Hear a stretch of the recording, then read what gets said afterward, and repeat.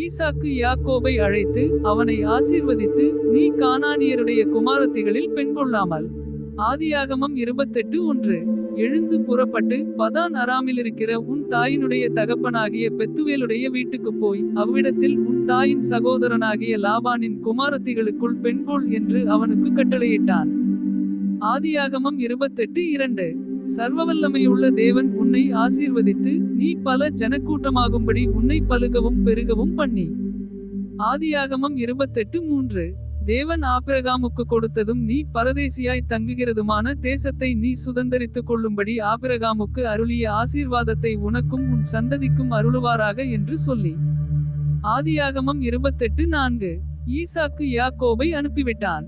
அப்பொழுது அவன் பதான் அராமிலிருக்கும் சீரியா தேசத்தானாகிய பெத்துவேலுடைய குமாரனும் தனக்கும் ஏசாவுக்கும் தாயாகிய ரெபெக்காளின் சகோதரனுமான லாபானிடத்துக்கு போக புறப்பட்டான். ஆதியாகமம் 28:5. ஈசாக்கு யாக்கோபை ஆசீர்வதித்து ஒரு பெண்ணை கொள்ளும்படி அவனை பதான் அராமுக்கு அனுப்பினதையும் அவனை ஆசீர்வதிக்கையில், நீ கானானியருடைய குமாரத்திகளில் பெண் கொள்ள வேண்டாம் என்று அவனுக்கு கட்டளையிட்டதையும்.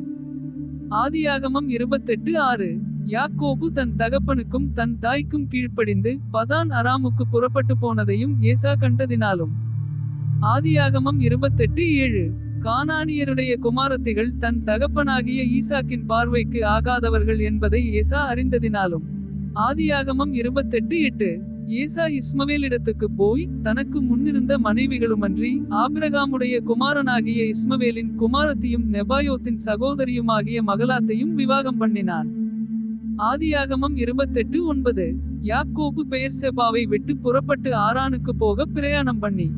ஆதியாகமம் 28:10. ஒரு இடத்திலே வந்து சூரியன் அஸ்தமித்தபடியினால் அங்கே ராத்தங்கி அவ்விடத்து கற்களில் ஒன்றை எடுத்து தன் தலையின் கீழ் வைத்து அங்கே நித்திரை செய்யும்படி படுத்துக்கொண்டான். ஆதியாகமம் 28:11. அங்கே அவன் ஒரு சொப்பனங்கண்டான்.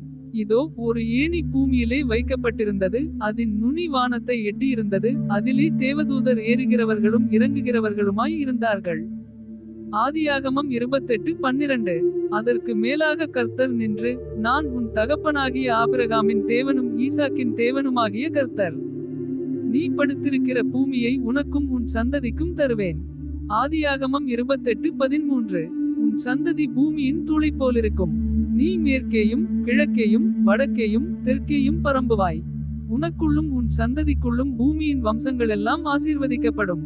ஆதியாகமம் 28:14. நான் உன்னோடே இருந்து நீ போகிற இடத்திலெல்லாம் உன்னை காத்து இந்த தேசத்துக்கு உன்னை திரும்பி வர பண்ணுவேன். நான் உனக்கு சொன்னதை செய்யுமளவும் உன்னை கைவிடுவதில்லை என்றார். ஆதியாகமம் 28:15. யாக்கோபு நித்திரை தெளிந்து வழித்தபோது, மெய்யாகவே கர்த்தர் இந்த ஸ்தலத்தில் இருக்கிறார், இதை நான் அறியாதிருந்தேன் என்றான். ஆதியாகமம் 28:16. அவன் பயந்து, இந்த ஸ்தலம் எவ்வளவு பயங்கரமாயிருக்கிறது, இது தேவனுடைய வீடேயல்லாமல் வேறல்ல, இது வானத்தின் வாசல் என்றான். ஆதியாகமம் 28:17. அதிகாலையிலே யாக்கோபு எழுந்து தன் தலையின் கீழ் வைத்திருந்த கல்லை எடுத்து அதை தூணாக நிறுத்தி அதின்மேல் எண்ணெய் வார்த்து. ஆதியாகமம் 28:18. அந்த ஸ்தலத்திற்கு பெத்தேல் என்று பெயரிட்டான். அதற்கு முன்னே அவ்வூருக்கு லூஸ் என்னும் பேர் இருந்தது. ஆதியாகமம் 28:19. அப்பொழுது யாக்கோபு, தேவன் என்னோடே இருந்து நான் போகிற இந்த வழியிலே என்னை காப்பாற்றி உண்ண ஆகாரமும் உடுக்க வஸ்திரமும் எனக்கு தந்து.